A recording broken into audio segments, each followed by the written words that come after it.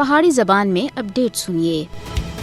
ایک پاسے دنیا وچ امن دے نال رہن دا عالمی دن منایا گیا، لیکن بدقسمتی نال دوئے پاسے بھارت وچ امن و آشتی، انسانی اخوت و ہمدردی دا نا نشانی مٹ گیا، جس دی جگہ ظلم، بدامنی، انارکی، پیڑ اور مذہبی منافرت سن دی ہے۔ انسان دا ویری ہے، انسان کو اس طرح چیر پھاڑ رہا ہے جس طرح وحشی درندے۔ بھارت وچ انسانیت ناپید ہو چکی ہے، ہر پاسے جنگل دا راج ہے۔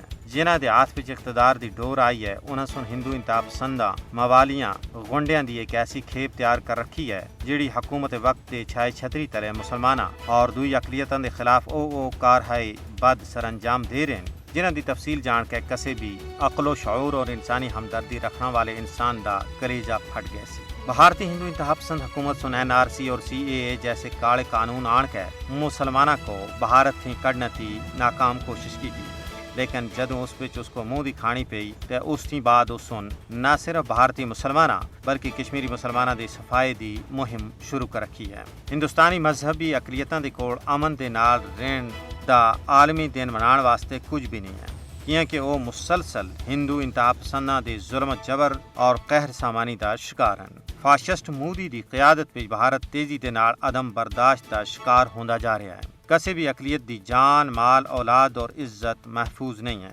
ایجی صورتحال وچ بھارت کول امن دا عالمی دن منانے دا کوئی جواز نہیں بندا۔ بھارت وچ اقلیتاں دا قتل عام بھارت دی نام نہاد سیکولرزم اور جمہوریت اُتے ایک بدنما داغ ہے، جس کو ہن کسی بھی صورت وچ دھو نہیں ہکدا۔